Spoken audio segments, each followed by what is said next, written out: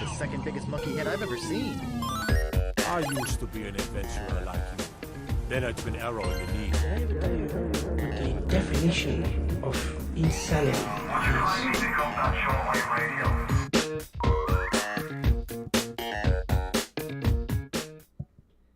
Hello, and welcome to episode 40 of PvA Radio. I am one of your hosts, Luke Croft. Joining me, as always, freelance gaming journalist Cody Mellokline. How are you doing? I'm doing pretty good. How about you? I'm doing fantastic. Also joining us today, the 23rd potential Democratic presidential nominee, Larry Hunt. I am officially announcing my candidacy For president? An anti-sun for president. On the Abolish the Sun platform here. Abolish the sun. How are you doing, dude? I am exhausted, man. It's been a busy few weeks, and this week is just going to be awful. But next week, I'm going to have an extra day off, so I'm excited about that. Yes. 4-day weekend for me coming up next weekend. I'm very excited about it. But we have not one but two shows between now and then. And what shows do we have? It's PvA Radio. We get together every week over here on twitch.tv/PvA Radio at 9:30 p.m. Eastern Time. Each of us brings one of the biggest gaming news stories of the week to the table. Then we have an in-depth discussion about it. Consider it your collaborative audio feature article, or your CAFA, if you will. And what do we want people to do with that, Larry? Tattoo it on your neighbor's forehead while they sleep. Yes, and spam it in the chat if you're a sub of ours. Because it is our emote. Kaffa. Let me do it. Kaffa. Oh, and then I put an extra Kaffa. Yeah, if you can't catch us live, though, you can catch us over on youtube.com/PvA Radio or on podcast services everywhere, including Spotify, because they apparently just let anyone on there now. All right. So, guys, we have a jam-packed show today that I'm very excited about. So I don't want to waste any time getting into the actual meat of things. So I don't really have any housekeeping except to say, please go check out the first episode of Press Go Live. It is on podcast services everywhere. I'm interviewing variety streamer, plays a lot of RPGs. His name is Bag of Tricks. You can search Press Go Live everywhere on all podcast services. You'll be able to find it, or you can go to playerversusall.com/press-go-live and find the episodes there as well. So listen to the episode. If you like what the guy's about, go and follow him on Twitch. Find him on social media. I definitely think he is somebody worth checking out.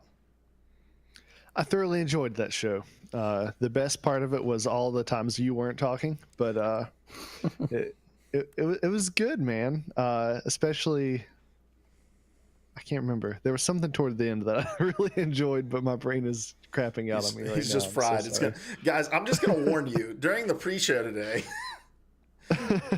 also, I didn't switch out the image card, so all of our topics are old too. But during our pre-show today, nobody talked. I was like asking people how their days were, and mostly like, look, understand, I don't actually care. I'm trying to figure out if the levels to the mics are good. Right. But yeah, so we were a chatty bunch. But I appreciate the kind words about Press Go Live and the mean words about me.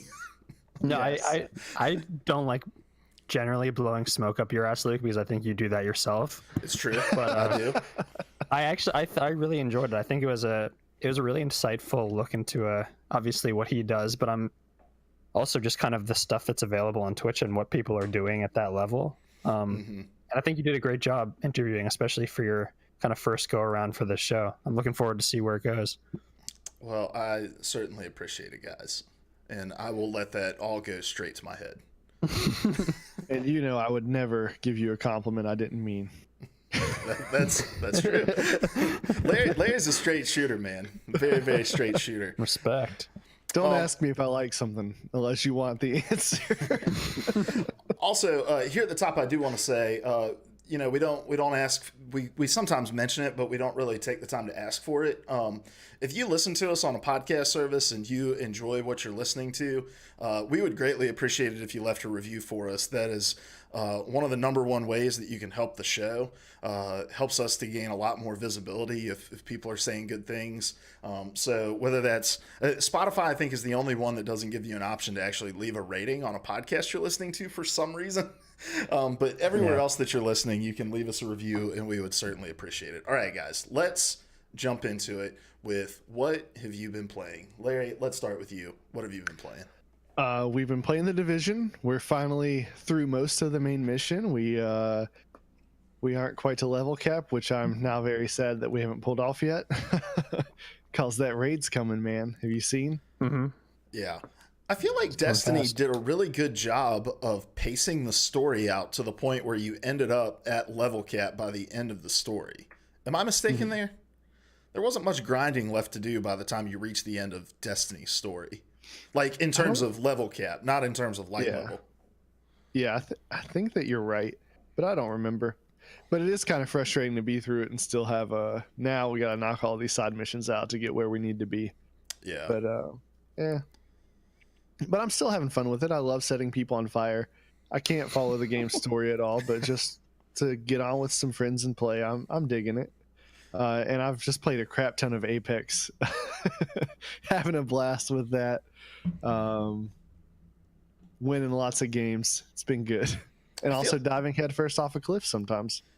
Yeah, go check out our clips if you don't know what Larry's talking about. Yeah, I feel like I'm getting better at that game. I don't know why. But I feel like I guess if you play something long enough, you're ultimately going to improve at it. But yeah, I've been feeling pretty good. All right, there we go. Now our topics are up to date. Cody, Codsworth, Coddleton, what have you been playing? Coddleton. Coddleton. I like that one. I feel bad because I've just been playing the same old stuff. I played a bit more of the Division and a bit more of Apex, but this is a sore topic right now. Not these two games, just talking about this. I just feel like there's so many good indie games out there that I have on my list that I've been meaning to get to. I just haven't had time to. I haven't had time to write about games recently. It's kind of bumming me out.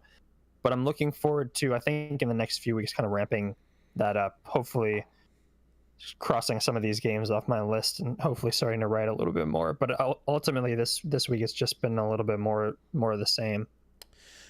I feel like you're going to have a ton of time this year to kind of catch up on a backlog. This summer should be good. Work kind of slows down around here during the summer because school is out, so we're not covering schools, and city council is out, so we're not covering that. So I'll have a bit more time.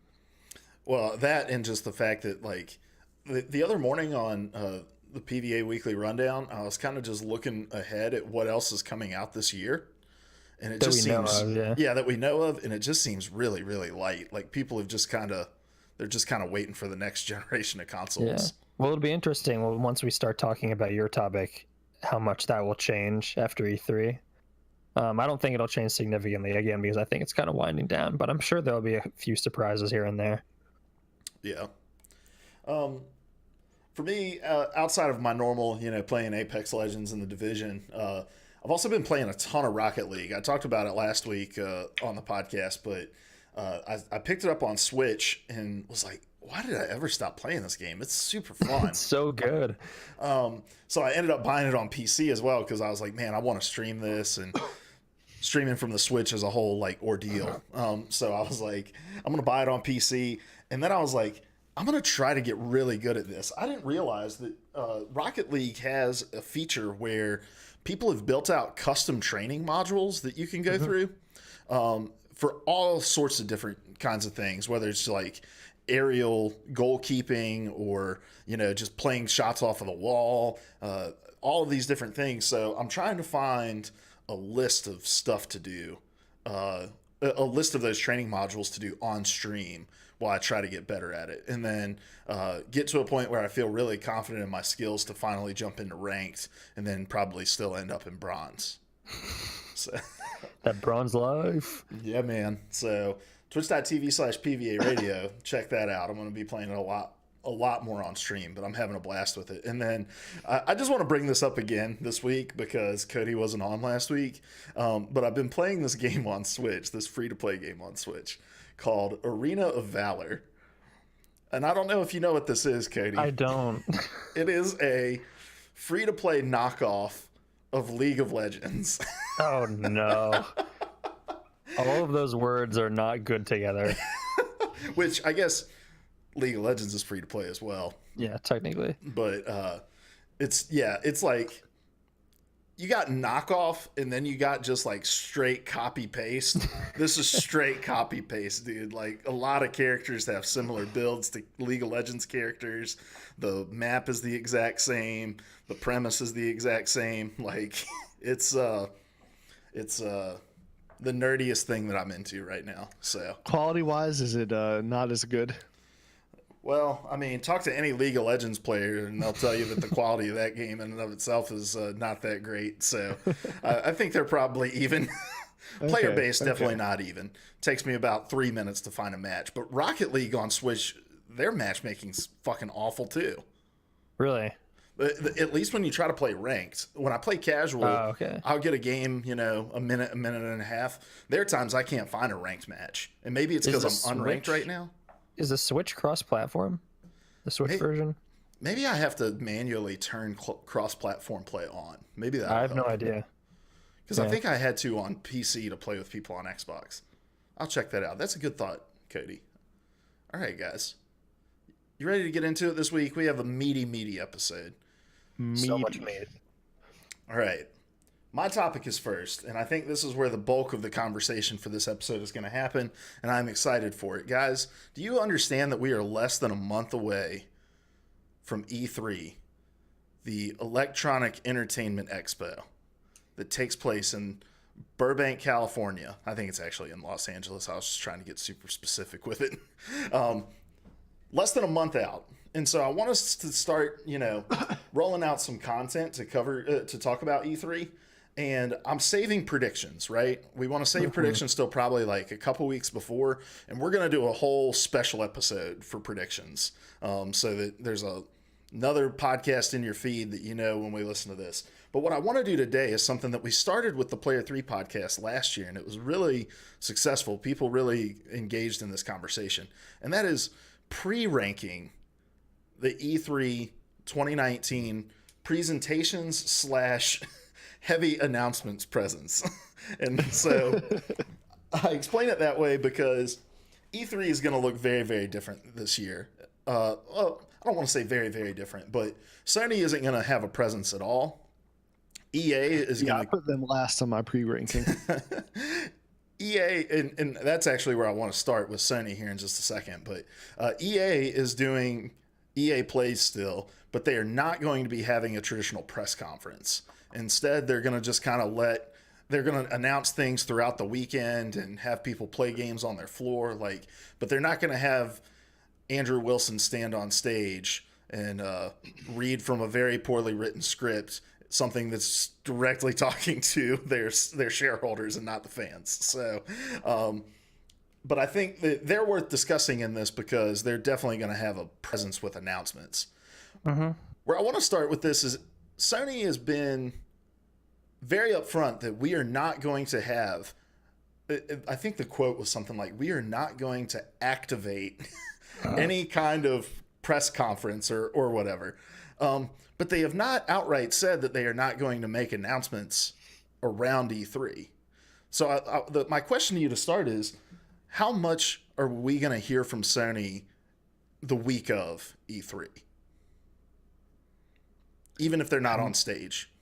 I never even paused to consider this, but now that you've pointed it out to me, I feel like we'll hear from them quite a bit.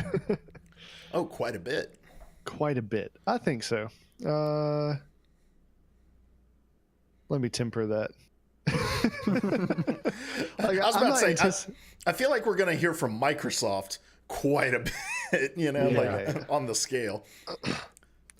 But I don't know. I anticipate getting a glimpse at whatever Sony has planned for the future. And I almost wonder if it won't be even more reflexive to Microsoft than it was last time we were transitioning between generations. Like last time, Sony really benefited from capitalizing on Microsoft's screw ups, right? And I think it would be actually a good move to wait and see if you might be able to get some of that energy flowing again. Yeah. I think we'll hear kind of dribs and drabs from Sony around E3. I don't know if we'll hear anything significant from them, though. Yeah. I've kind of batted around in my head what I think. I think there's a reason. I mean, obviously there's a reason they're not at E3. And I think it goes beyond just E3, them thinking E3 doesn't fit in their current marketing plans. I think it really boils down to, we don't need a third year in a row talking about the same shit. Exactly. Like, I don't, outside of like Bloodborne 2 and Horizon Zero Dawn 2, which if announced would have yet another E3 between their releases at least. Mm-hmm. Like, I don't think it makes sense to stand on stage and talk about The Last of Us Part 2 when everybody who's looking forward to that game is like, please stop showing us shit. Yeah. We're just ready to play it. Ghost of Tsushima, and then whatever the hell Death Stranding is supposed to be, right? Like, there's no point in standing on that stage. But I do think that there are other projects that are in the works that they can use the excitement around E3 to kind of just inject themselves with maybe mini state of plays. So many presentations. Like, so I don't think they're going to have a great presence at it. And I don't think we're going to hear anything about next gen consoles, but I do think that, oh man, look at this, I was trying to think of look at this Housemarque game that that is coming. Like, I think it'd be a good time to do that. Yeah. So I'm flying into this less informed than I would like to be. Is there a reason that you don't think we'll hear about next gen consoles, or just your feeling? I think they've been pretty upfront that they're going to wait until closer to when they're.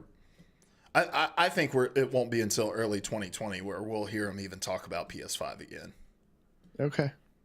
And that's a feeling, and I feel like I've also seen some stuff flying around about that Sony said about hearing about it. They've been like, the last state of play, they were really clear. You're not going to hear anything about next gen hardware. And I think I think there's going to be so much innovative stuff that Microsoft is doing that coming out and just saying like, it's a more powerful box that has faster load times. Like, I think you need to give yourself some space. Yeah, that's exactly why I think that they're not kind of having a presence. I think they know the direction Microsoft is going in, and they know the direction they're going in, and know that those are two very different conversations. And when put next to each other, one is obviously will most likely leave much more of a lasting impression than the other. So it's probably best to take some space. They've already sort of seeded the conversation with those technical details that they released last month, I think it was. And so I think what you're saying, Luke, is probably accurate. It'll be a few kind of smaller announcements. We've really already seen the major games that will most likely still be released on this generation of consoles. And if they were to tease anything about Horizon Zero Dawn 2 or Bloodborne 2, the logical next question would be questions about their next console, and they're obviously not ready to answer those questions yet. So I think it's a good strategy to kind of peel away a little bit and do their own thing when they're ready to talk. Yeah, Nims41 says it won't come until after April of 2020, which means fall of 2020 in my mind. Yeah, and I think we're aware of that. Like, we know that Sony has said PS5 itself isn't going to release. We're talking more around the announcements of them. And whether or not we're going to get more details. And I just think it doesn't make sense to talk about a console that's not going to come for another year and a half at the very least. It makes sense. So, yeah. All right, cool. So this is what I want to do. We got six companies that are going to have a presence. I think we can all agree probably Sony is. We don't need to talk about them more than we've talked about them already. We've got 6 companies that are going to have either press conferences or some sort of heavy announcement presence at E3. Mm-hmm. We have Microsoft, EA, Bethesda, Square Enix, Nintendo, and Ubisoft. we're not going to do the PC game show. We're not going to do Devolver Digital, and I think there's one other that we're not going to do, because Devolver Digital's is just a parody of what E3 press conferences are. Nims41 says, what about Kind of Funny Game Showcase? Now, that is an interesting thing to throw in here that I wasn't considering. There's going to be a heavy indie game presence with the Kind of Funny Game Showcase, but I think what we're asking ourselves here, the question we're considering in pre-ranking these is, what company, which of these 6 companies is going to come out of this on the other side stronger?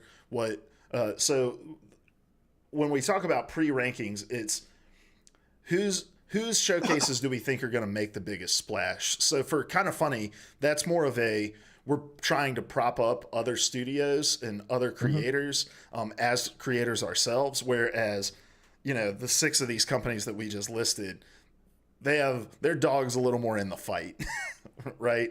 So we're going to go in ascending order from 6 to 1. All right. Descending order? That's a descending order? I guess it's ascending because you're getting to the top of your list. Right. We're going from worst to best. All right. Yeah. So let us start with number 6. All right. Cody, let's start with you. Who do you have number 6 in your pre-rankings? I put them at number 6 mostly just because this will be entirely dependent on one game, how it turns out, but EA. Oh. Their presentation and their presence, I think, will remember this presentation of theirs largely dependent on the Star Wars game that they're most likely going to show off for the first time. Oh, I thought you were going to say Plants vs. Zombies 3. Oh, we all know that's going to be a generation-busting game. But I think EA, we've been talking about EA at length over the past few weeks, and for a good reason. I think this is going to be, I'm not going to say it a make it or break it kind of presentation, but this, for at least this period of their history, it certainly is. I think Fallen Order, a lot of people have their hopes and dreams pinned on that game in terms of EA's presence, certainly at this presentation, but also EA's release schedule this year. So I guess I put them at 6 mostly just because it'll be a very risk or rewardy kind of presentation for them and kind of E3 for them. Yeah. And so the way I want to structure the conversation here is we'll just talk about that company all together when the first person brings it up. And, then we can talk about where they're ranked when we get to that portion. Okay. Because I agree with you, Cody. I don't have them at 6 on my list, but I feel like of all the companies, as far as they could be as high as 3 and they could be as low as 6, like they have the most room for error in the rankings, in my opinion. They have the most to gain and most to lose, I think, out of this. Yeah, because not only with Star Wars, right, but if they come out and they're just like completely mum on Anthem, which more and more signs are pointing to they're gonna be mum on Anthem, and now you have a second BioWare game in a row that EA has just abandoned, like that's not going to be a good look. I think you need to come out and at least give some lip service to Anthem during your, couple days of an event, talking about some big update or something like that. And so the way that they're 6th in my mind is they come out and the gameplay for Star Wars Jedi Fallen Order doesn't look that great. And then it's like, well, where the fuck was Anthem? There was just one PC with low brightness settings tucked away in a corner where you could play Anthem. But I think if they come out and they have a real roadmap for Anthem and Star Wars Jedi Fallen Order kind of knocks it out of the park, and then, I think there's some interesting things going on in some of their sports franchises as well. I think there's a lot of big changes coming to Madden this year, especially that people in that community seem to be excited about. I think you put enough of the good things together, and I think they could really be, honestly, as high as 3 on my list. So, but yeah, I agree. Total pendulum swing, depending on the decisions that they make.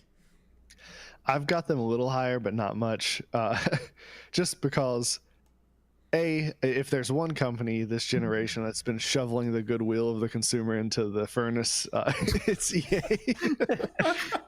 They just got Perfectly some, said. right. They've got some making up for things to do.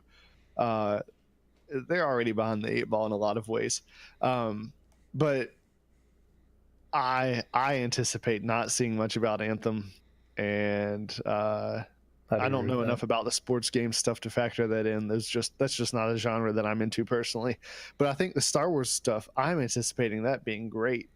And I think it's just going to be like this balancing out of Star Wars was great. We're kind of ticked off about these other things, but cool, there's a Star Wars game. Oh, what about the X Factor, Larry, that none of us have said? Apex Legends. Oh, yeah. Like, forgot about that little game. So what to you, like, let's say Larry's Dreamboat EA Anthem announcements, what to you is like, man, they can fuck everything else up and I'm still going to be pretty okay with the EA's presence here at E3 because of Apex? I don't know, man. Like, I don't anticipate seeing anything crazy come out of Apex just because we've had all this discussion about how Respawn is being real careful not to overdo it in putting more content out for this game. But any kind of roadmap for it's going to get me excited. And I'm excited for that game. I just don't know that it's going to be enough to like swing things really far for EA, if that makes sense. Yeah, I think they've kind of teased, though, that E3 is going to be a big moment for Apex in terms of I hope so. in terms of content. So Roy Speedrun says Anthem was the biggest oof release since No Man's Sky, but that game, No Man's Sky, is flourishing now. Goes to show you can revive your game if you care enough, and if you have people who care enough about your game to care that you're trying to revive it. That's the difference, I think. I just don't think enough people care about Anthem that have played it and are like demanding EA fix it. I think they've all just moved on. So, yeah. All right. So Cody has EA at 6. Go ahead. Pick me for next, please. Who do you have at 6? Who do you have at 6, Larry? Roy Speedrun, I disagree that Anthem was the biggest oof release since No Man's Sky. Oh, here we go, boys. Fallout 76. And in 6th place, I have Bethesda. Because for the EA's behind the 8 ball a little bit, but Bethesda, they're just like jammed into the wall of the pool table, surrounded by 8 balls, right? Fallout 76 was just the most colossal disappointment, and I know I haven't spoken much about it on this show, but that's not true. We went like 6 weeks where Larry's topic was just, he didn't write anything in the show notes but Fallout 76. We're like, oh, all right. Garbage fire. Now look, hold they on. banned me from talking about it, but I felt like this was a time where I could talk about it again. Now, Nims41 says, oh, come on, it wasn't that bad. Now, look, you have to understand when we're talking about this, we're not just talking about from a gameplay perspective. We are talking about the colossal clusterfuck of marketing missteps that they took all across the first 2 months of that game's release. And so, while I agree that I think Anthem, from a gameplay standpoint, is probably worse than Fallout 76 and a lot of the errors that it has, all around, the whole entire encompassing release of Fallout 76 was far, far worse than Anthem. You didn't have day after day articles being published about Anthem that was saying, oh, look at how they lied to their fan base now. It used to take me like 5 minutes to do the quick recap of all the missteps on Fallout 76, right? Roy Speedrun says, what's that? Never heard of it. You don't have to tell me Fallout 3 is basically my all-time favorite game. I literally am trying to forget about it. The game was riddled with glitches. You had the marketing missteps. You had the canvas bag fiasco. You had the Nuka-Cola rum fiasco. Like one fiasco after another. Just a mess. And the game released in October, and I think it's only been November. Okay, my bad. November. But I think it's only been 3 months ago, maybe, that they finally started to fix some of the glitches in significant ways. Like it was a mess for a long time. And I think that the last time we had a conversation about Fallout 76, you hit the nail on the head that in a lot of ways, what's wrong with Fallout 76 is what's been wrong with Bethesda games for a long time. It just lacked the additional polish that made us overlook some of those things. But the polish is gone, right? The luster is gone, and now Bethesda has to stand. And I don't know that they can show me anything that I'm excited about. Like Bethesda for me is at a place where I will not be excited till I'm playing a game from them and it is good. And it's not Skyrim released on another device. I think in a lot of ways people are just done with Bethesda's crap. And I think they've got the most work to do to come out of this E3 with a lot of excitement surrounding them. That said, drop the next Elder Scrolls and I'll delete everything. I'm kidding. Yeah, well, but they've already said, like, hey, we're not talking Elder Scrolls, we're not talking Starfield. This year's E3. Yeah. Starfield, right? Yep. Is it There's Starlink and Starfield. I think you're right. It's Starfield. Starfield. Yeah, it's Starfield. Yeah. Starlink is the Toys to Life game, right? Yeah. Yeah, from Ubisoft. And if you're not bringing out your heavy hitters, I just don't see any. Why are you coming? Well, I mean, the one thing I would say, I have them pretty low on my list too. They do have. I mean, Bethesda publishes a lot of stuff, so they do have a Wolfenstein game in the works that they'll most likely show off, which I'm excited about because it has a lot of co-op play focused stuff. I think that'll be cool. They're coming right off Rage 2, so I imagine we may see something about that, what they plan on kind of moving forward with that. Whatever your thoughts about that game. It seems people are genuinely kind of jazzed about it. Doom. And I think they're... What? Doom Eternal. Doom Eternal, which people love. So they do have kind of stuff in the works, but it's a lot of stuff we've seen, or a lot of stuff we know. Like we know what a cooperative Wolfenstein game looks like. It's not too hard to extrapolate what that is. We know what a Doom sequel is because we've seen what that looks like. But Bethesda does have a tendency. They have a lot of studios under them. They do publish a lot of great single player games. I'm interested to see what they have in the works that we haven't seen yet. I don't know if we know what Arcane is working on because they dropped Prey pretty quickly, which I liked Prey a lot, but it definitely didn't catch on. So I'm interested to see what they're working on. I think there's a potential for them to come out with a few kind of sleeper hits from the show, but I have them ranked at like 5, so I'm not super jazzed about what they have. I just think, and I'll openly admit the reason I have them placed at 5 above EA is because the things they do have in the works, even though I know what they are, appeal very much to me. Like I'm a massive Wolfenstein fan. I like Doom a lot, so even if I just get to see a little bit more of those, I'll be satisfied. Plus, I'm interested to see what they do present with Fallout 76 and how they kind of come out and message that, because I think it has, in terms of, regardless of what you think about the game, we've said, and we still all believe, in terms of messaging, this game has been an absolute fucking garbage fire. And so I can't wait to see how they present it on stage, or if they're going to have to address it in some way. That said, going back to who referenced No Man's Sky? Roy Speedrun. Roy Speedrun. And the comment about, but you need a player base. The players that are playing Fallout 76 are turning it into a really fun experience to read about. They found the fun. Like Cody sent me an article this week on a society of cannibals, and it's just incredible stuff. So I think that game can be fixed. It's just it'll be a No Man's Sky story for sure. Well, and I think that let's cover some bases here in the chat. So Roy Speedrun says Arcane Studios co-creating the new Wolfenstein, one of my favorite studios, but I'm kind of iffy on open-ended level design for a Wolfenstein game. And then he says, but the Dishonored series is one of my favorites as well. So I don't know where that story ended with Dishonored 2, but Dishonored 2 was not a great success in terms of sales. They haven't said anything about the future of that franchise. I'm mildly hopeful that we might see something about that, but I am skeptical that we will. Yeah. And I think the way that Bethesda talks about Fallout 76 is they stand on stage and they talk about the quirky things that the community is doing in the game.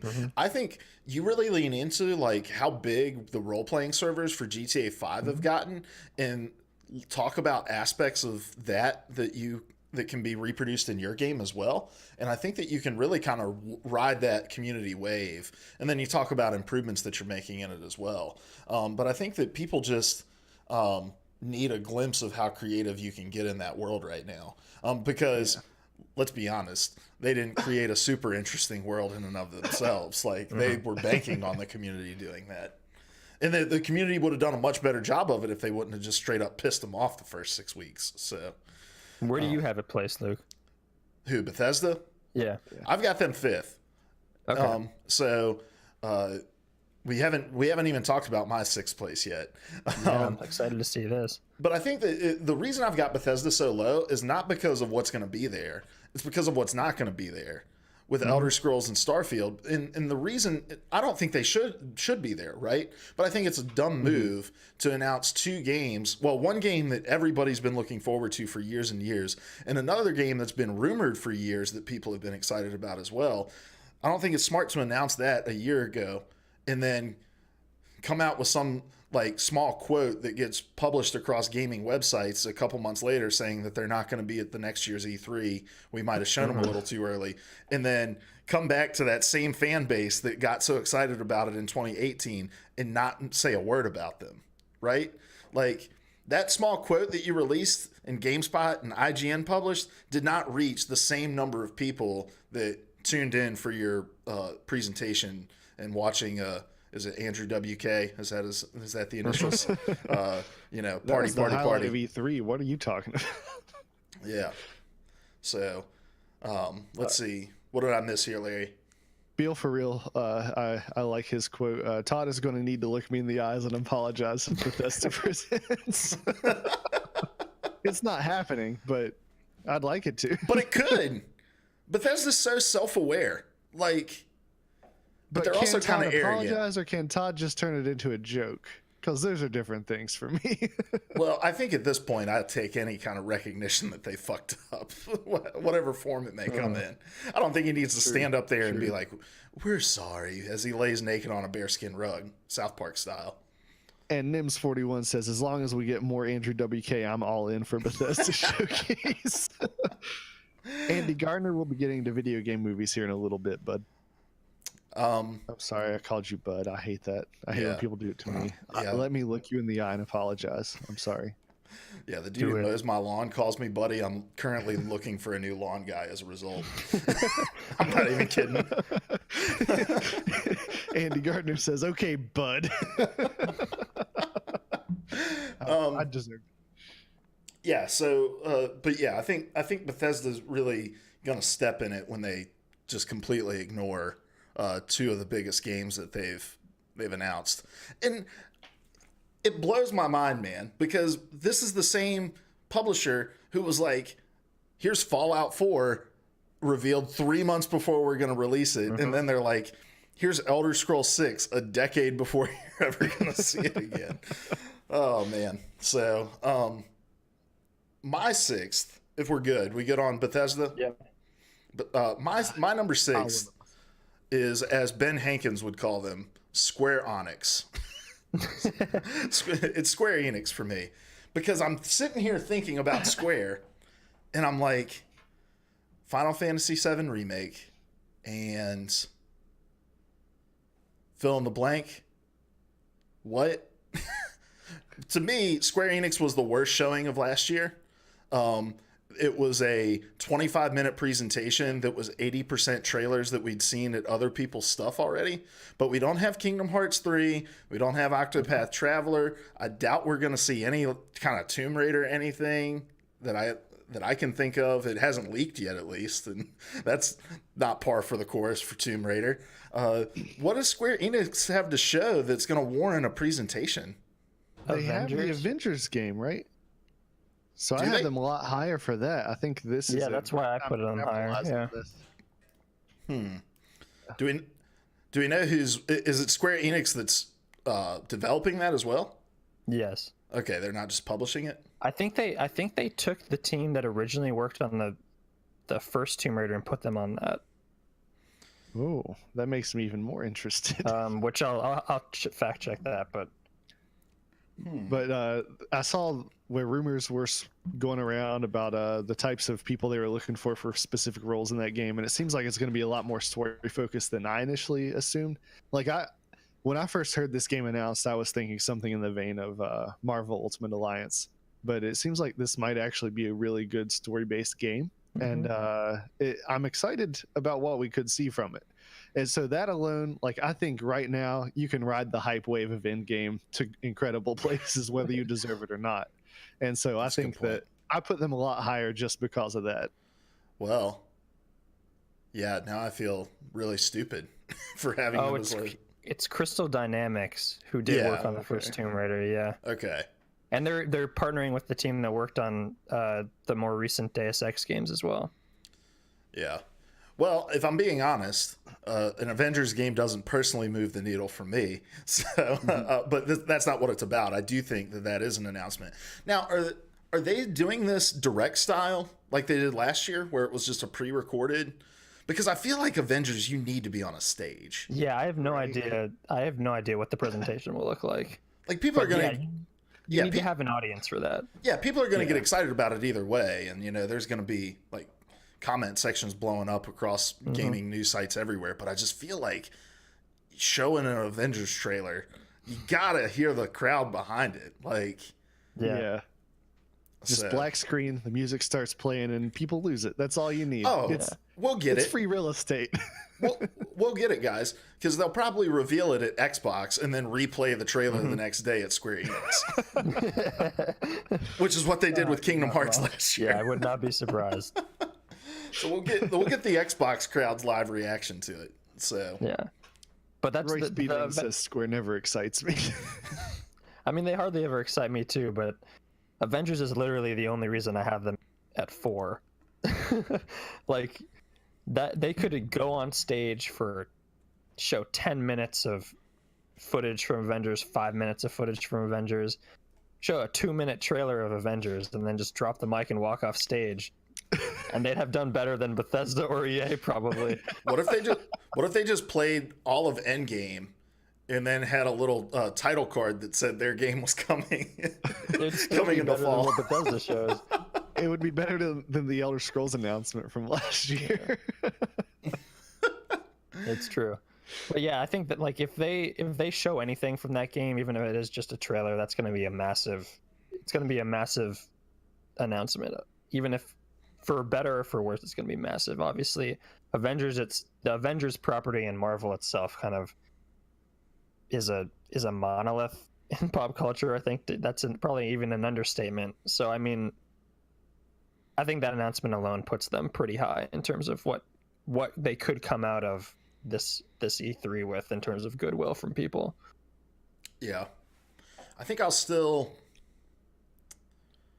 I think that changes my rankings, because I don't want to just die on this hill because I came in ill-informed. But I don't think it moves them up all that much higher for me. I think I may swap. I had Bethesda at 5, and I may swap them for that because I still feel like a well-done Star Wars game is more hype for me, at least, and I think for a lot of people. Like for you, Larry, you're a fan of both. What would you rather have, a well-done Avengers game or a well-done Star Wars game?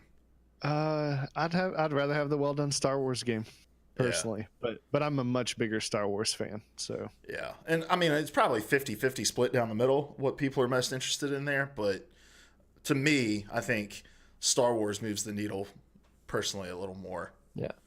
So I think a well-done Avengers game will most likely be harder to pull off than a well-done Star Wars game, which is why I'm interested to see what it is. Yeah. All right. Who do you guys have at 5? I'm sure it's already all companies we've already talked about. Yeah, 5 was Bethesda for me. For me, it was actually Ubisoft. Oh, that's a hot take. I know, man. And I'm going to be honest with you, part of it is I'm just not super informed on what's coming out from Ubisoft. But the other part is I've got EA above Ubisoft because of Star Wars. I've got Square above them because of the Avengers game. So it's not I think Ubisoft is going to do poorly situation. It's just I think that those two games have the capacity to move the needle in big ways. Interesting. I have Ubisoft very high on my list. I do too. Like That's fine. well, and so look, this is just the short list of games that either we're gonna see or I expect to see. We got the Splinter Cell stuff that came out and then turned out to be just a bunch of guys got drunk and decided to tweet about something. But look, alcohol is a truth serum, right? So the coming out and saying this was just a mistake, misdirect.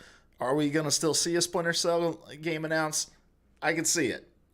We're going to see more of Ghost Recon Breakpoint. We're going to see more of Skull and Bones, more of Beyond Good and Evil. We're going to likely see Watch Dogs 3, right? I think. Okay. Yeah, so I think it's worth pointing out there was a report that came out on IGN that said Ubisoft has 3 mystery AAA games coming out by next March. And one of those is not going to be Assassin's Creed because Assassin's Creed they said will be coming out next fall. So I'm curious to see what those 3 AAA mystery games are. That's why I had them so high, because I think it is potentially they could have a real big blowout at this E3. Yeah, did I say 5th? I meant 3rd. My bad. Also, Skull and Bones got pushed back to again, I think, to something sometime in 2020. Like anyone really cares about that game, but well, Roy Speedrun does. Roy, we apologize. Cody doesn't have the chat up when he's on his end because he just is easily distracted. He says Skull and Bones looks dope as fuck. I'm honestly not sure what else they have coming though. And now he put a crying emoji. Watch Dogs is a pretty good bet.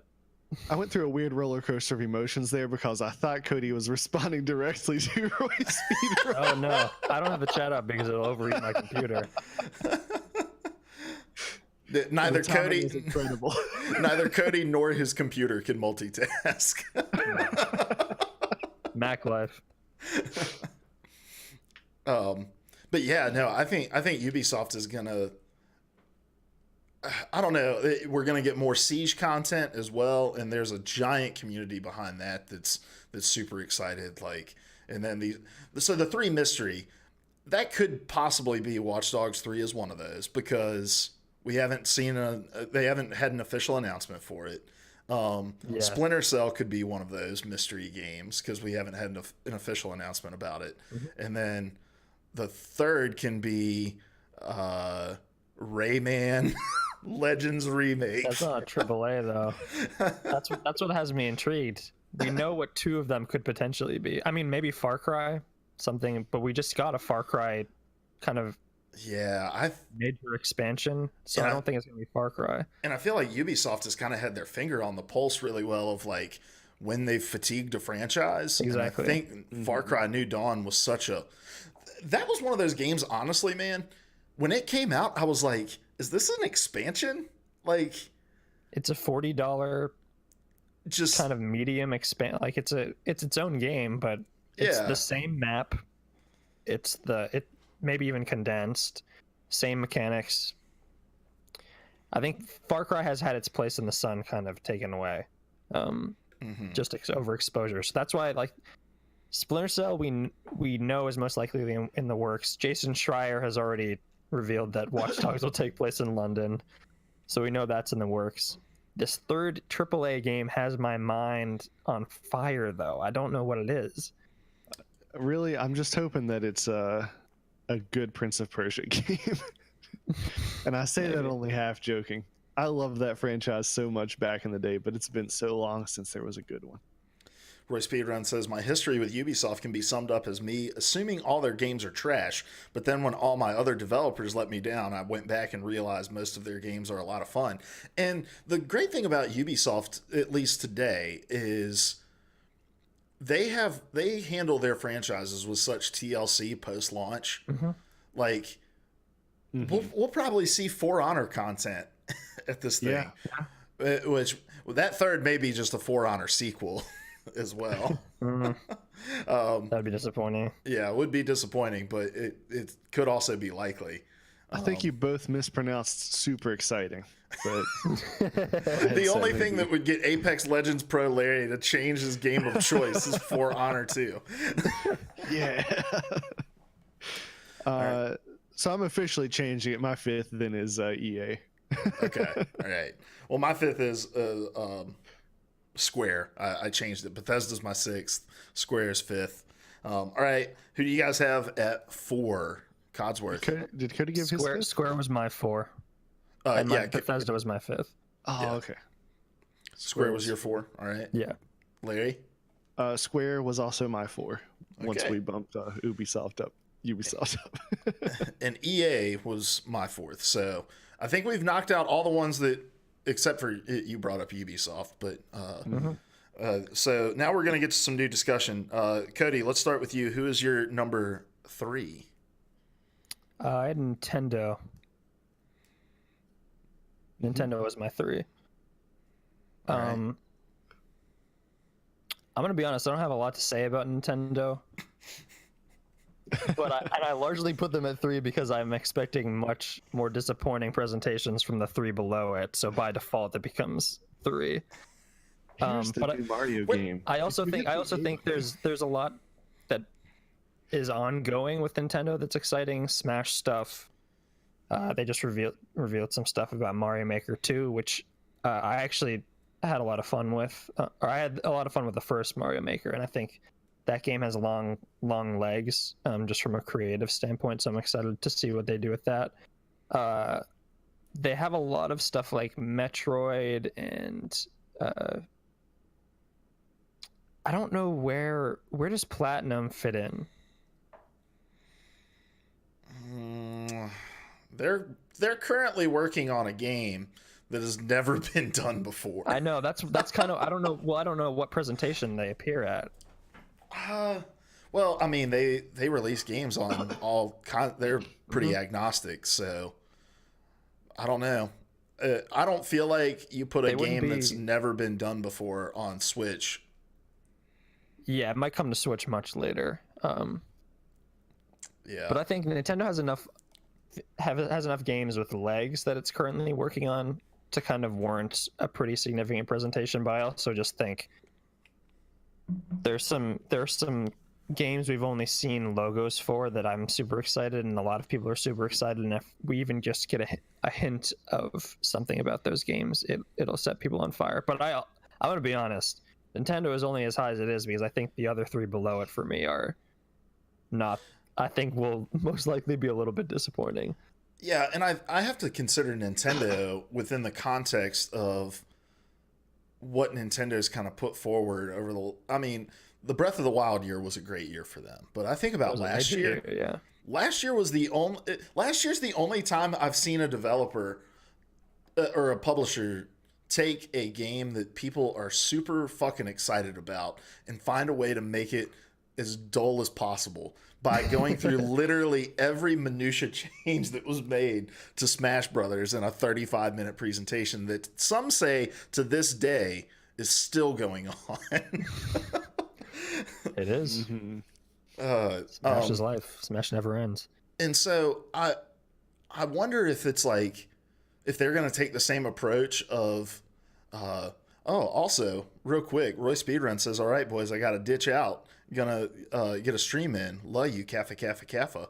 And then drop 200 biddies on us, boys. Ooh. Thank you, Roy Speedrun. Have a good stream, my dude. We'll catch you later. I love you too, Roy, because my love can be bought. That's true. That's very true.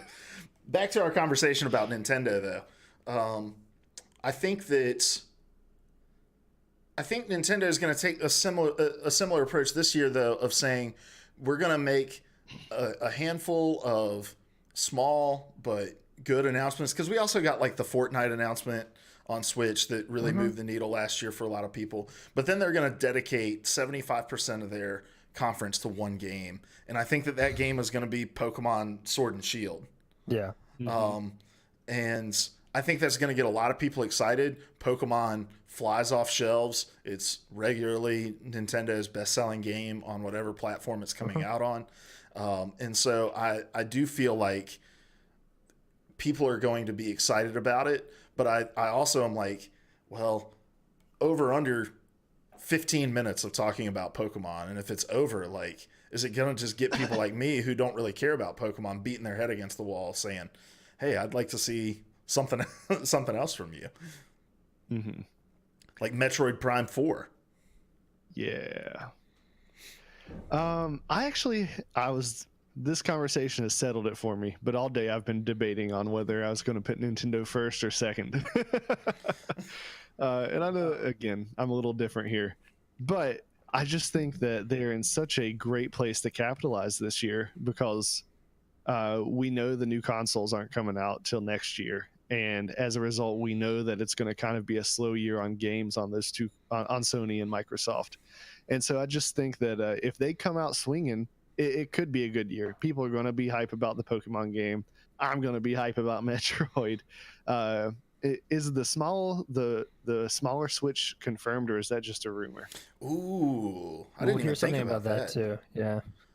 So I New think hardware that could move the needle. Yeah, new hardware, regardless of what it is, Yeah. moves the needle for people. Mm-hmm.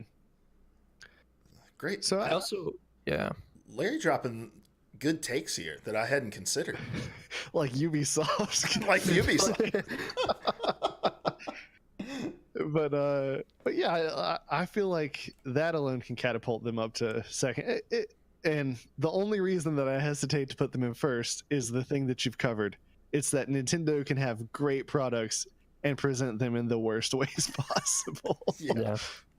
I think Luke, you mentioned something that too that I forgot to mention that I think is a great point. Like the cross-platform announcemements, like the things coming to Switch and the things that on Switch will be cross-platform, I think could position Nintendo really well. There's always, I remember every time they present something, they kick out a few other games that are coming to Switch. I'm like, oh, nice. I never picked that up. I can pick it up on Switch. Or I've already picked that up, but I want to play it on the go, so I'll pick it up on Switch. So I think that's also a great opportunity. I mean, that's a large appeal of the console, and I think they continue to capitalize on that every single time they talk about the console. So that also can move the needle. Not a lot, but it's those kind of smaller things that I actually do think have given the Switch as much of a lifespan as it has. So those are announcements are always welcome, guys. And let's be honest, the one game that catapults this shit to number one on my list is Overwatch. All right, if they announce Overwatch for Nintendo Switch, I don't care what anybody's announcing. Nintendo's gets the best conference award, and plus my in-laws will love if Overwatch comes to Switch because we'll go visit them more. Because the only reason we don't go visit them is because I have to leave Overwatch behind. So, but no, I agree, Cody. I don't know if there's as obvious. Well, this is a duh kind of statement, but there's not a game as obvious as Fortnite this year to come to Switch and get people excited, right? Like, so they would have to bank on either really blowing us out of the water with one or grouping several of them together enough to really move the needle. And Apex I think probably cool. the latter more than the former. So, all right. If Apex was on Switch, I didn't even think about I think that. that'd be cool. I don't know how we would survive because my wife already quit her job. I'm never going to work again. You're already halfway out the door. Well, and look, Apex Legend on mobile is a thing, but it's being made by EA, and EA really fucking hates the Switch for some reason. It's because they tried FIFA on it once, and they were like, "What? People don't want to buy Ultimate Team packs on here? Screw you guys! I'm going home." So, all right, we good on Nintendo? Yeah. All right. Where did you have them, Luke? I don't know if you said. I've got Nintendo at 3 as well. Okay. Larry, who's your number 3? I bumped Ubisoft up to 3 earlier, so. Okay. Yeah. So run me through your 6 through 3 real quick. Bethesda, EA, Square, Ubisoft, Nintendo. Okay. Wait, I went through 2. I can't count. You son of a... All right, cool. So All right, we're good there. Cody, who is your number 2? Ubisoft, All right. which I explained already. You've got Nintendo, Larry. I've got Ubisoft as well. Nothing to say there. So we've all got the same person at number 1, and that is Microsoft. It's pretty obvious. All right, who wants to Larry, go ahead. I actually thought that there might be some debate on this, so I'm actually surprised we all arrived at Microsoft. No, Nah, it's dude. pretty unanimous. I've got Sony down at number 9 on my list, and there's only 6 people here because of what we're about to talk about. So, Yeah. Larry, you kick us off. So with Microsoft, like I actually debated on it for a minute and initially I thought a factor would be them talking about their console. I didn't realize that we weren't thinking they would do that, but I still think they might surprise us. And even though Sony's not going to talk about their console, I think that Microsoft might still surprise us and tell us a little bit. Let me about be it. very, very clear. Xbox is talking about their hardware. Okay. All Yeah. right. I thought you were saying Sony and Microsoft earlier. No. I was just talking Okay. Sony earlier. Sorry if that was unclear. Microsoft is like, Sony just left the room. Let me talk to you about our console for an hour. Okay. Well then. It all makes sense that we're all with Microsoft number 1 then. So new console for sure. I'm excited about that. But what I'm most excited about is to see what's coming with Halo, right? What the heck is Halo Infinite? I can't wait to see that. I think there are a ton of people who can't wait to see that. And I think that there were some growing pains with 343 taking the reins from Bungie. And I really just get the vibe that they've learned their lessons, and I think this next Halo game is going to be something special. That's how I feel about it. And so there are other things maybe, but for me, those are the 2 big things. And really the one big thing for me is Halo. For me, for over a decade, Halo was gaming, and I just want another Halo game. All right. Cody. Yeah, I mean, Sony, like I said, Sony clearing out has just given Microsoft more space to stretch out, relax, crack its knuckles, and then just like unleash a torrent of information about their console, which I'm sure we've already heard kind of drips of information about it, and we've talked extensively on this show about what we think it will be. But yeah, I mean, Microsoft has the most to say here and the most to gain here. I also think Cyberpunk 2077 is going to be at E3 again this year, so we'll likely see that at Microsoft like we did last year, which for me is obviously massive. And I don't know, yeah, the Halo thing, we're gonna see, I hope we see some of the studios that they've acquired recently. Sort of, some of them won't be showing anything because they only just started production on their games, but I think we'll see a few things from those studios. I just think Microsoft has the most to show that we know of, and the most to say, period, out of anybody presenting at E3. And it's the most excited I've been for a Microsoft conference in a long time. I think it's the most excited people have been about Microsoft in a long time. I think it is, honestly, I don't think I've ever been more excited about it at one single conference than I am about seeing what Microsoft pulls out. And I think that Sony not being at E3 this year is going to be looked back on as possibly one of the bigger mistakes in gaming history, giving Microsoft so much space. If Microsoft doesn't step in it, which I'm hard pressed to think that they will.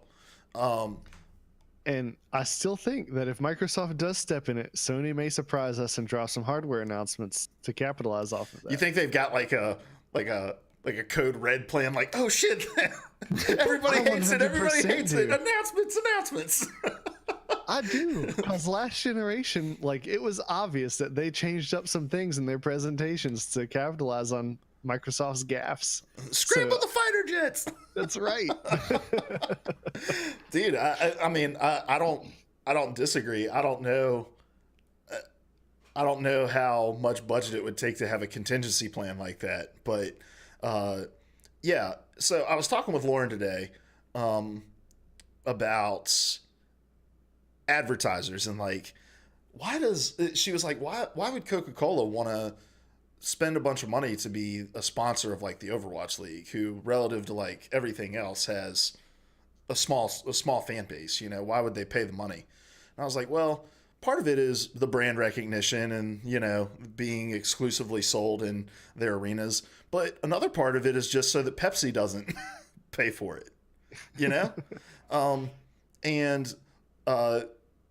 I think in a lot of ways, Sony should have just said, we want to be at E3 just so that Microsoft doesn't have the full spotlight. You know, we'll cobble some announcements together and at least have a presence. And it just baffles my mind that they are going to give Microsoft this space. Like you said, here's an hour of us just talking about our hardware. But it also makes no sense because while Sony may not see the value in E3 for themselves, there are third-party games that are going to look for a stage home at E3 that Sony may be left out in the cold on, in some games that I think that they've had partnerships with Sony in the past. I think about like Call of Duty, and look, think what you will about Call of Duty. I was right when I fucking said it was going to be the best-selling game of 2018. It was going to outsell Red Dead Redemption, and it did. Call of Duty is still a very major player in the video game world, and now they don't have a stage to stand on because they've been partnered with Sony for years. And I don't know what that contract looks like, but how pissed off is Activision in a time where they've put so many eggs in the Call of Duty basket that Sony is like, we don't have a stage for you to talk about anything here. And so I have a list here of games that I think we're going to see from Microsoft at their presentation. We've mentioned some of these. Cyberpunk, Halo, they're going to talk about hardware. We got a big boy leak on Gears 5 with box art and a potential release date in September, so that's absolutely going to be there.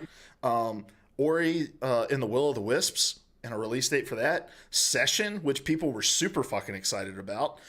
What Session? Remind me. The skating game that looks like... Oh, yeah. We have all of the different studios that they announced that they purchased. We may get, something from like Ninja Theory coming out about what their next game is, because we're almost 2 years removed from Hellblade. We're going to get Dying Light 2, likely. Borderlands 3. Outer Worlds. Forza 8, which again is a game that may not move the needle for some people, but other people get really excited about. Like, there's a shitload of games out there that need a home at E3, and the Microsoft stage is going to be the best place for them. Yep. And I just think like Sony really screwed the pooch on this by saying we're backing ourselves out, and I think Microsoft has done a great job of seizing moments in the last couple of years, and I think they are going to seize this moment yet again, because I would argue Microsoft had the best presentation of last year as well. Yeah, no, I think we've seen a remarkable about face in terms of their ability to seize on, to capitalize on their message and to get their message across. I think the past few years have been them sort of coming to terms and discovering what they want to say and how to say it, and they've done a remarkable job of doing that over the past few years. I think there's always a potential for them to fall flat on their face, to like trip over their own feet. But I don't think, I sincerely don't think that that'll happen this year. I think there's just too much riding on this for that to be the case. And I think, I mean, you've mentioned all those games, Luke. There's going to be, they always do that kind of montage of indie games that are going to be coming out. There's some indie games I'm really excited about that they haven't shown too much about since last E3, so I hope they'll pop up here. I just think Microsoft just became a refuge for a lot of developers who suddenly didn't have a place to go when Sony dropped out of the presentation. Microsoft is suddenly the biggest stage in the conference, and I think a lot of developers are going to capitalize on that. To the detriment of Sony. And on the flip side of your statement that over the last few years, Microsoft has done a great job of seizing opportunities. You and I have spoken multiple times, Luke, where I've talked about the it seems like Sony's becoming a little too comfortable. And I think that this is definitely one of those instances. Yeah, absolutely. Absolutely. And look, all this talk about Microsoft having a tendency to trip over their own feet, there's been a complete changing of the guard since the last time we've seen that happen too. And I think Microsoft has really stepped it up in the last few years since Phil Spencer took the helm. And so I just don't see it being much of a possibility this year that they do the same thing. I would be super shocked.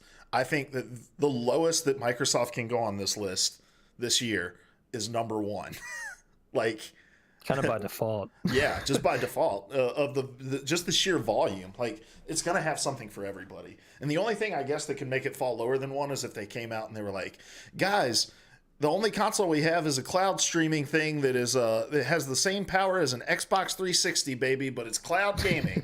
Like, I think outside of that, new hardware is going to always get me excited. So, and a lot of people. All right, guys, let's just quickly review what our rankings. Let's go low to high here. Well, lowest rated to highest rated. Larry, what were your 6? Bethesda, EA, Square, Ubisoft, Nintendo, and Microsoft. All right, Cody. EA, Bethesda, Square, Nintendo, Ubisoft, Microsoft. I've got Bethesda, Square, EA, Nintendo, Ubisoft, and Microsoft. So there you have it. Be on the lookout for our E3 predictions coming up in a couple weeks as well. Guys, Cody, I messaged everybody and was like, we're not going to be playing Two Truths and a Gaming Live this week because the conversation is going to, because it's going to be jam-packed. And Cody was like, why do you think that? And here we are, an hour and 15 minutes into this episode. Yeah, this is the first time I've had this kind of conversation with you guys. Yeah. I'm excited to, and we're going to discuss our E3 plans and kind of figure out how we want to cover that as well. And E3 is such a fun time, man. And going through this thought exercise was good too, because I think in my mind, I was like, man, Sony's not going to be there. It's not going to be that exciting this year, but it's like, I don't know. I'm pretty jazzed for it now. Like I said, I think Microsoft is the most I've ever looked forward to a single conference. Yeah, I think I always find a way to get excited about E3. All right. Well, let's move on, guys. Let's go to Larry's topic. Larry, what do you got for us this week? A big old yawn. Good radio here. So I've got an article from Polygon called "The Dangers of In-Game Data Collection. Can Your Choices Come Back to Haunt You?" by Patrick Stafford. And I really enjoyed this article because I really enjoy this topic. Just the sheer volume of data that big companies take from us just scares the crap out of me. And the article is really interesting to me because, yeah, you've got data collection like stuff other companies are doing. But what really interested me in this article was the fact that companies are storing data on the choices that you make in the games. And so you think of games like Telltale Games, The Walking Dead, Fallout games where people have opportunities to make some really dark choices. Like, all of that data gets stored. And it gets stored anonymously.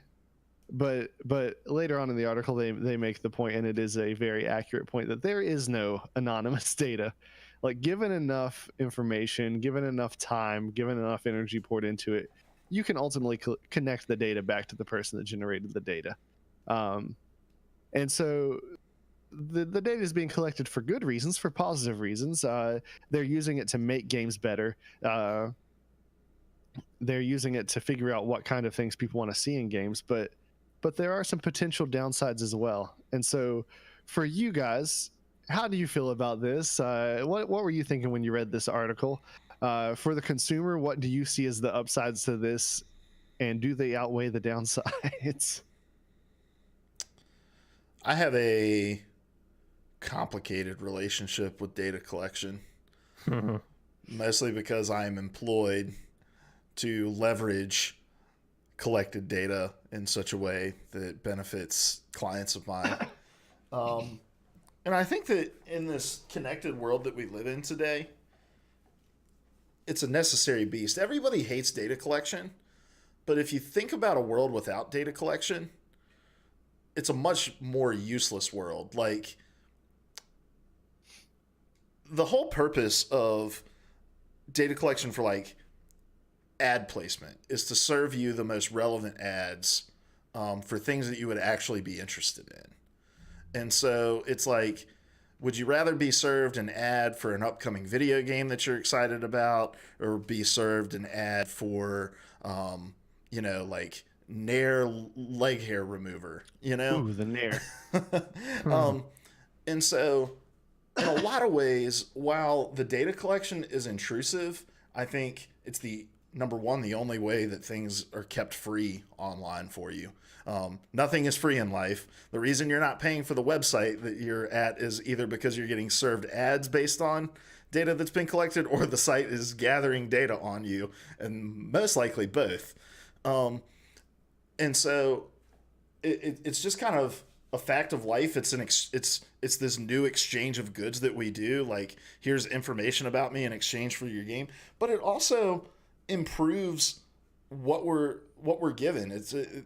People optimize around the data that's collected so that you get games that better speak to what it is that you want out of a game. Like, you can design your game around a like actual knowledge of, this is what players do, this is how players interact. And so while it feels slimy and intrusive in a lot of ways, and in other ways it's like, well, this is a fact of life that just exists, and if it's going to exist, let it be for my benefit in some way. Yeah. I think data collection, especially in the conversation we're having around gaming, is interesting because data collection is an inherent part of the development process for a lot of developers. Play testing is a form of qualitative data collection, and most major developers do play testing for a good reason, because it allows you to make your game better. What better way than seeing how people are interacting with your product? And so I think ultimately in this article and in this conversation, the thing that I'm more interested in is the data collection that takes place, I guess, takes place after the game has been released, and to a certain extent before it has been released. Largely, the conversation I found most interesting in the article was, we've all seen the kind of like gamified psychology tests that have been, like, Fallout's done it, Silent Hill did it. Silent Hill was a great example that they pulled in the article, and those were done kind of pre this always online, always connected generation. And listening to developers talk about how they would have changed those parts of their games is interesting. I think those elements of games where data collection is kind of gamified and put into the game are super interesting and can be very revealing to both developers and us about our behavior. And I think that's super valuable. I think I think data is a great way to kind of look at yourself if it's made transparent and available to us.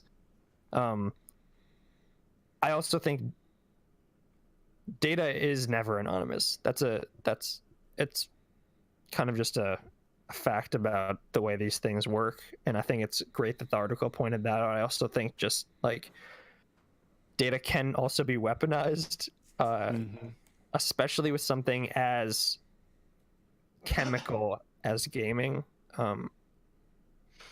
I've always been able to kind of pull myself out of a game if I find myself getting quote unquote addicted.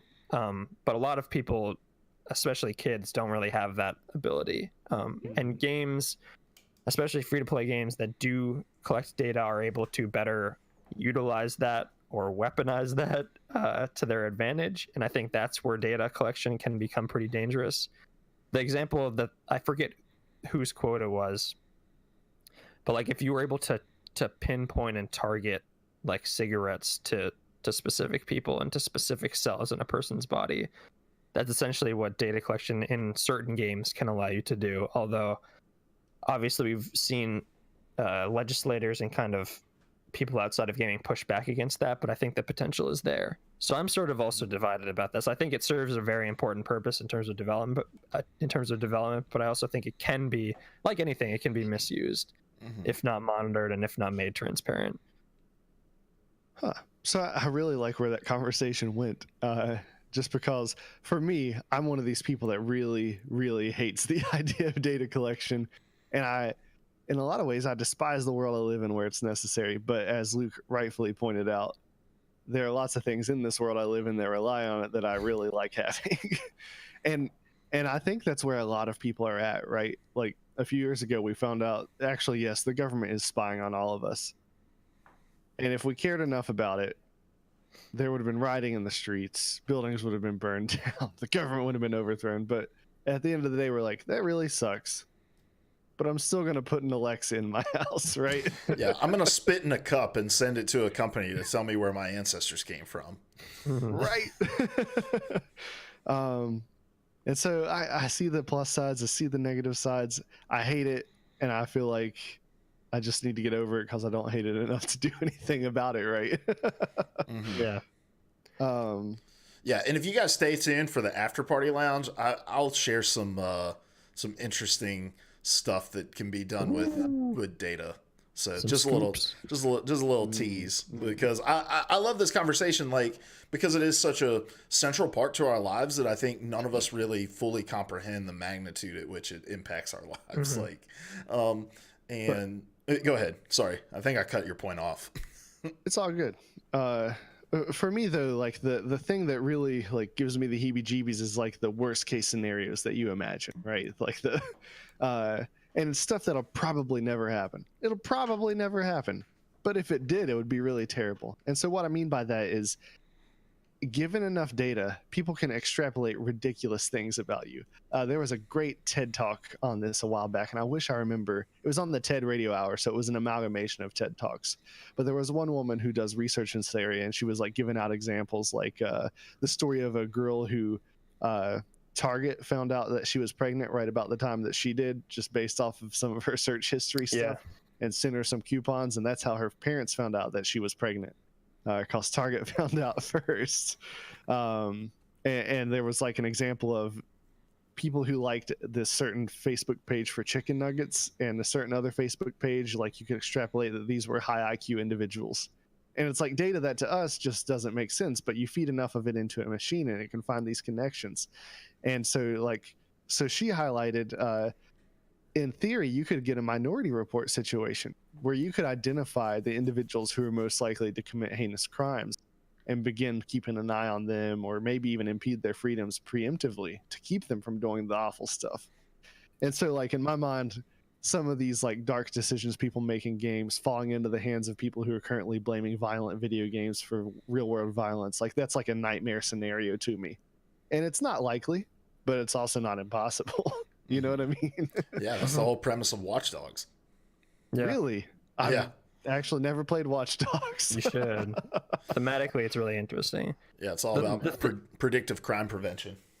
The thing that concerns me is, I guess, another aspect of data collection, and it more pertains to how it could potentially affect the creative process of making games. One of the things I hate most about Netflix is what its algorithm does. And it's the thing that I guess people like about it, which is that it is able to suggest things to you that based on your viewing habits that you would like. When I watch movies and television, I don't just want to be fed what I would like. I want to be challenged, and and essentially what Netflix does is it creates a media bubble for you, of things that you like, and and it conjures taste for you, when oftentimes I don't just want to be fed what I like. I want to be fed something that I didn't even know I liked until I tried it. And what I worry, and I recognize that the people making games are not always the actual workers and developers are not always the ones that are collecting data, although they oftentimes are. But I do wonder if you use data to kind of better access your users and players and better appeal to them, it runs into the Ubisoft problem, I think, where you try to create your game for everybody and appeal to everybody, and in essence you end up kind of diluting it and making it for you spread it too thin, and it's not really a vision of a creative team. It ends up becoming kind of a play tested, user focused mess, and some people will like that because it targets people who will like that, but I think I understand that is a long way from happening, and I doubt it'll happen, but I do worry about that, especially in this age of algorithms predicting what we like and feeding us in, kind of putting us into a bubble of what we enjoy. But is it that far away? I feel like it's happened. Like I think the best example of this is The Walking Dead. Yeah. And I think about the seasons where I dropped off of The Walking Dead were when they had created such fan bases around characters that they had hamstrung themselves into what they could do with those characters. And you think about the Glenn under the dumpster storyline. You think about all the crazy shit that Daryl had gotten out of. And it was all based off of the fact that they had this data from social media. And this isn't confirmed by any means, but it was really like, I believe, motivated by monitoring social media and people saying, I'll stop watching the show if anything happens to Daryl, or if anything happens to Glenn, or if such and such happens to here. And it's what made them turn one of the most powerful moments in the comics into a shitty cliffhanger, because they knew like people are going to get mad if we kill Glenn off. Also, major spoilers for The Walking Dead 3 years ago, I guess. And so we're gonna just make him come back next year to see if he actually dies, and hopefully we'll rope him in for at least another season of watching this show. Like, we've already seen it come to fruition. So I'm right there with you, Cody. I think that is the downside, especially when you start thinking about these companies that are so motivated by the bottom dollar, like EA, going into their studios, which they've already done with things like the Frostbite engine, and twisting arms to make them do that. If they've got data saying players want this kind of game where they do this kind of thing, and then twisting the arms of studios with established identities to make those games, I think we are going to see an artistic dilution because of that. Mm-hmm. And in a lot of ways, it's the flip side of what you've already talked about, of weaponizing the game for Prime. I need to play more. I need to play more. I need to play more. It won't appeal to some people, but the goal isn't to appeal to some people. It's to appeal to the biggest chunk of the masses that you can appeal to. Yeah, I think we are there already. I agree. So, I mean, I guess that's kind of where I'm at. I think I don't know that I have a lot more kind of things that I'm going to leave hanging in the air, I suppose. I don't like it. Most of us don't like it. We don't like it enough to change it because the conveniences for most of us do outweigh the negatives. And if it gets really negative, I guess we'll just have to be paying attention and cross that bridge when we come to it. Yeah. Also, before we move on to the next topic, I did just want to give a shout out. Nims41, thank you so much for the follow earlier in the show. All right, Cody. Thanks, Nims. Bring us home. What is your topic? All right. This shouldn't take too long, but we got to talk about this goddamn Detective Pikachu movie. I'm going to see it this weekend.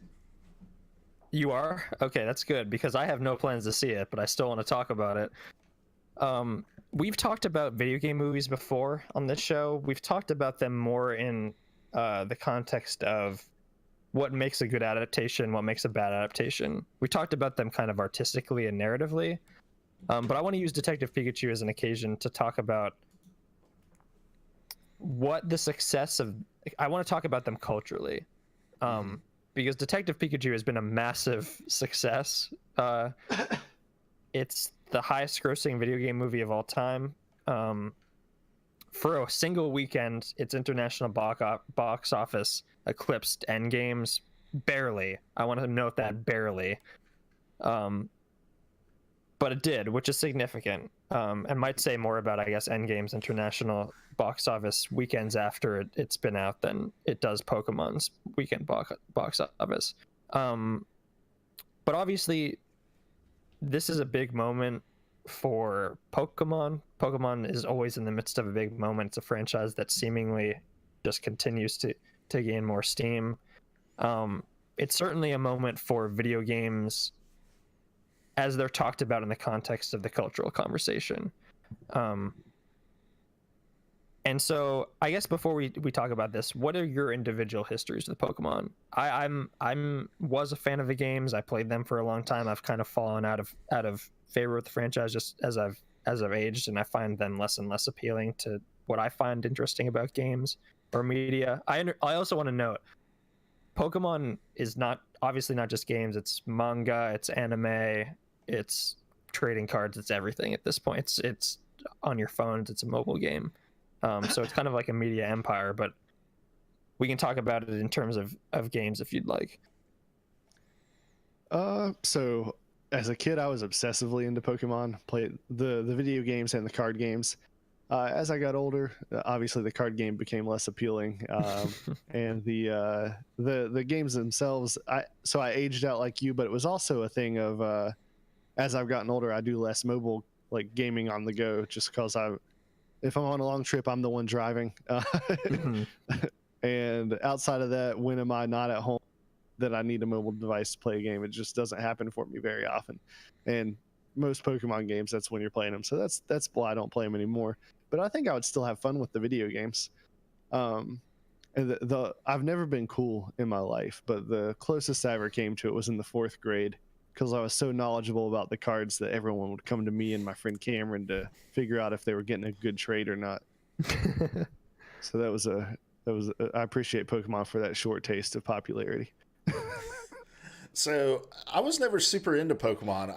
I had Pokemon cards at a time. I've never played. I played a Pokemon video game after Pokemon Go came out, and I was like, I'm gonna try to jump into this, and I couldn't get into it. But I watched I'm just gonna call it the cartoon, because if I say anime, people are gonna be like, it's anime, like Larry. And if I say anime, I'm gonna feel like a douche. It's a lose-lose. Yeah. So I watched the cartoon obsessively as a kid, and so that's kind of my biggest exposure to Pokemon was watching the television show. So that's kind of cool that we have this across the gamut expression of Pokemon fandom. I think that's been the strength of the franchise. There's so many entry points and so many ways to access it, which is why arguably as a brand, Pokemon is like, it's still a massive deal. We were just talking about the next Pokemon game that will most likely be talked about at E3. So it might not be surprising with that in mind that this movie has been as successful as it has been. But its box office indicates that it's not just like hardcore Pokemon fans going to see it. It's drawn in an audience of casual fans or people who might have kids, people who are just interested in bright colors, big noises, the appeal of Pokemon as imagery. Why do you think this movie was so successful outside of its like hardcore fan base? And what does it say, I guess, about the place that gaming holds, that it has been as successful as it has been? So I think that it's noteworthy that this movie has been so successful. In spite of Pokemon's popularity, it's had plenty of movies that have not been this popular, right? And the jumping off point is that this is the live action one, right? And I can't quite figure this out in I think maybe I have. So these live action movies with these animated things, I think we've become more used to that because there's so much CGI these days. B, I don't really get like the live action Lion King. It's just a differently animated Lion King, right? But people are still going to watch it. And what I think that boils down to is there's still this cultural thing of when you grow up, you got to stop watching animated stuff because that's for children. And I think that this movie like lets people off the hook of, no, this is the live action one. I can be a grown up and go see it. And that may seem silly, but I really think that that's part of what's happening here. But aside from that, like Pokemon, everyone has liked Pokemon in some form at some point because of all those entry points. And you combine that with I have permission to watch it because it's live action. And then you throw in Ryan Reynolds because like everyone loves it now. And it's just a winning combination. It's a lot of weirdness. So I think this is, as most things, a result of many factors. So the way that you phrased it, Cody, was it wasn't just hardcore Pokemon fans that were going to see this film, but I think about where we are culturally today with Pokemon, and I worked at GameStop when Pokemon Go first came out, right? And we had a Pokestop that was like right near our establishment. So we had a lot of foot traffic come in from Pokemon Go. If the United States is a melting pot, then Pokemon Go is a microcosm of that melting pot, because there were all kinds of people, young, old, black, white, all kinds of walks of life, and rich, poor, like everybody was playing Pokemon Go. I do not think you would consider everybody who installed Pokemon Go on their phone to be hardcore Pokemon fans. In fact, if you told an actual hardcore Pokemon fan, I love Pokemon, I'm a hardcore fan, all I've played is Pokemon Go, they would, reject your claim. And so I think that was really the entry point. And while it's nowhere near the cultural phenomenon now that it was then, it still has a solid player base. There are still people who use it as their like sole means of getting exercise. There's still a connected community to it who get excited. The second thing is Ryan Reynolds is so hot right now. People love Ryan Reynolds, and I mean he's always been hot. Yeah, that's true. But I think that this movie's momentum has kind of rode the wave of Ryan Reynolds' popularity, and that seeing him as Deadpool and then as Pikachu, there was this like, I think a subconscious understanding of like, this is probably going to be not as adult a take on Pokemon as Deadpool is of Deadpool, right? But it is going to still be a more mature take on this than what we would expect out of this movie otherwise. And so that contrast has a very specific appeal. Yeah, and it's like, for me, it's really hard to pinpoint exactly why, but that's the reason I'm excited to go see it, because I'm a Ryan Reynolds fan, and I just think that I trust that he's gonna do this justice. And then I just think it's the other thing of just, there's no more, what's the word I'm looking for? Like, it's not a faux pas to be into these kind of things anymore. Like, we live in a culture today where it's okay to be excited about this. It's expected to be excited about these kinds of things. And that Pokemon just spans generations of fandom, from young kids to people as old as Larry in their 40s. Right. I feel Yeah, I think he feels it in his bones. The point you made about Pokemon Go is kind of where I was going. I think the idea of what a hardcore fan of Pokemon, I don't think that even really matters. The appeal of Pokemon, especially with Pokemon, what Pokemon Go proved is that the appeal of this franchise isn't necessarily the world or the characters or the Pokemon, although that is an appeal for a lot of people. There is a compulsive element to Pokemon. Like, there's a reason that its catchphrase is "gotta catch 'em all."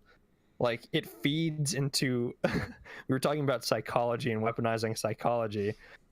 It feeds into a certain kind of habitual need to collect and kind of just hoard, or like it's baby's first RPG. That's what Pokemon is, but there's a collecting aspect to it that even most RPGs don't have.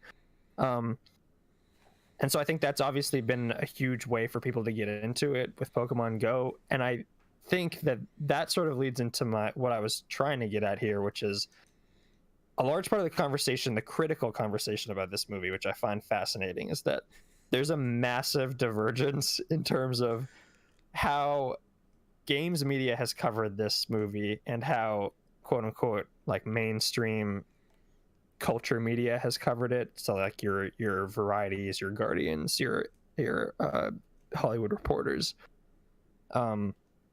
And I think that's notable. And the question of like what a movie like this owes to a mainstream audience is fascinating to me, because I think the mainstream audience for this is Pokemon fans. Pokemon is mainstream fans. So does that question even matter for something like this? I don't think so. Like, mostly because my answer to what does this owe to that is normally nothing. Exactly. You know, from a movie studio perspective, the thing that they owe anything to are the pockets of the people that are, you know, willing to spend money on on going to this. In the Pokemon, this movie's announcement was so funny when it was first came out, because it was just like, wait, we're getting a live action, like high budget Pokemon movie, and it's Detective Pikachu, which is a deep cut in and of itself in the Pokemon world. Like, and so I feel like that's as much as was owed to the hardcore fan base, you know, of like, hey, we're gonna make this in a universe that's a little like deep cutty to your fandom. Yeah. Yeah, I don't feel like anybody owed anyone anything either. The divergence between the critical review and the gaming world review, like I worded that wrong, but you get what I'm saying. That is interesting to me. I think part of it is, and this is also part of this movie's success, I think, right? I watched the trailer to this movie, and unlike most video game movies, I don't immediately think, oh, that's kind of garbage, right? It looks well made, it looks well acted, and gaming movies, like, sadly, it's just a low bar to clear to make a good one. No one ever clears it, but it's a low bar. You don't have to do much to improve. Like, the only genre worse than video game movies is Christian movies. So I think in the gaming world, there's just a lot of, wow, someone finally made a good one. That's great. And so for like movie fans in general, maybe it's not moving the needle quite as much, but I do think it's noteworthy, and I'm glad that it's been done. Someone put effort into this, and like good effort. They did a good job, and I really appreciate that. And this all sounds very condescending, I know, but I mean it. Like, the movie looks good, and I'm very happy about that. Yeah, I do think the question of the word "owe" is interesting to me, because I also agree that I don't think any creator necessarily owes the consumer or anything, but I do think it's notable because this same question came out last year and this year when the Avengers movies came out, in the context of like, people genuinely didn't know how to review it, because those movies are the culmination of 10 years, 20 something movies before them.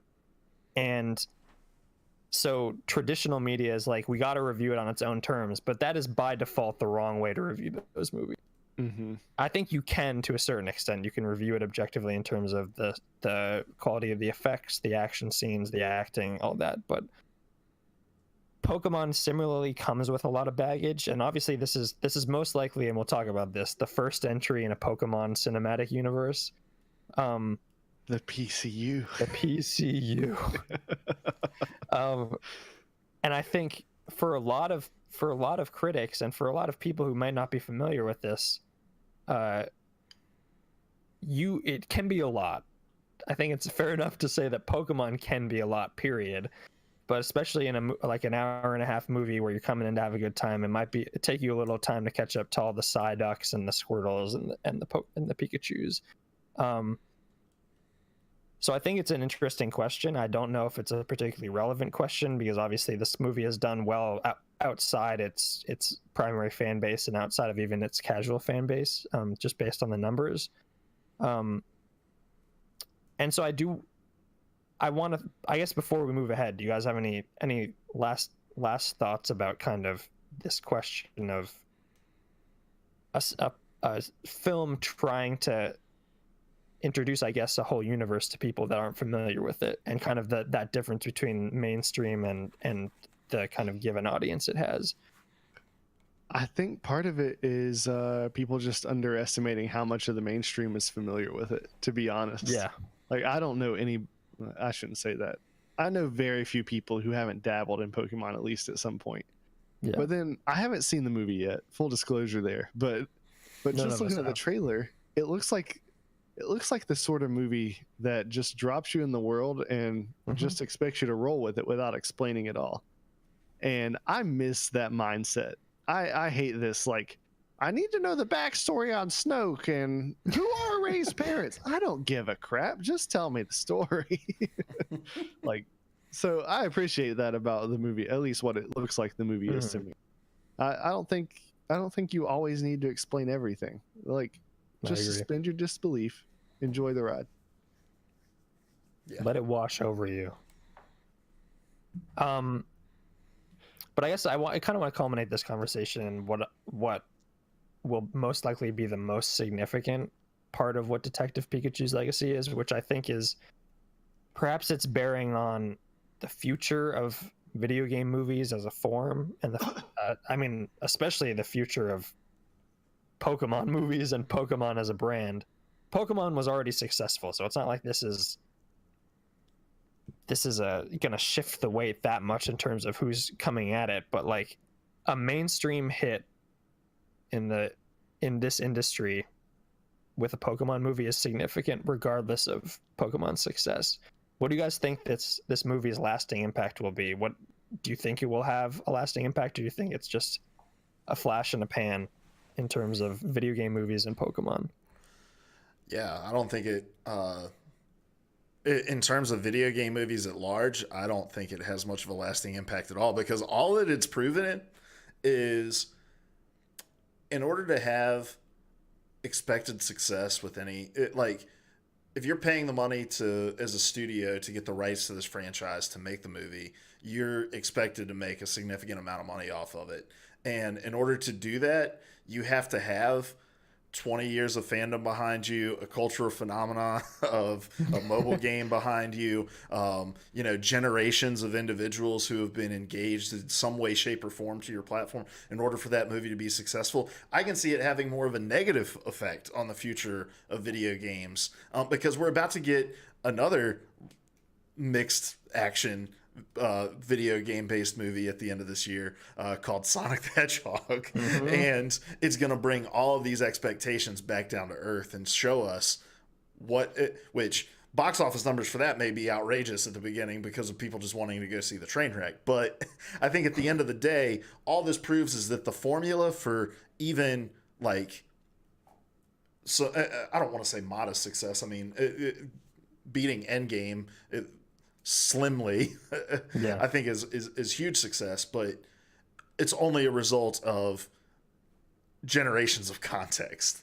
And if that's the formula, who wants to touch that with any other franchise? Yeah, I'm with you on that. I think it's more of a flash in the pan and I think that the success of this movie is comparable to Endgame, as well as the review. I'm sorry, my brain again.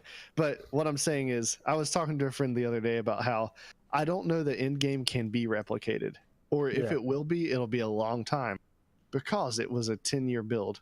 It was a 22 movie arc, and you can't watch Endgame and get the full enjoyment without watching all 22 of those other movies.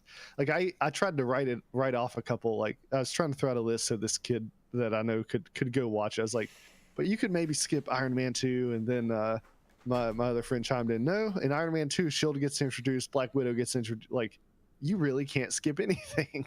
And in Pokemon, like, it's not the same obligation that you have to have seen it, but it is the same. This flash in the pan is probably not the right word. The firewood has been laid for a long time. They've been dousing the thing in gasoline for a while. And so once they lit the match, of course, there was the explosion, is kind of how I feel about it. And there aren't a lot of other video game franchises that could pull that off. I struggle to think of any. Yeah. I guess the hope that I have is that, and this is admittedly very much just a best case scenario. I hope that the effect this movie does have on the future of video game movies is that studios realize that a one-to-one connection between game and movie doesn't need to be the case. Like, we talked, like, choosing Detective Pikachu as the launch point for this was a bizarre choice, to say the least. And then every decision after that was bizarre. Casting Ryan Reynolds as Detective Pikachu. I would have still liked to see the Danny DeVito version, but Ryan Reynolds did. But like, everything about this was odd and weird.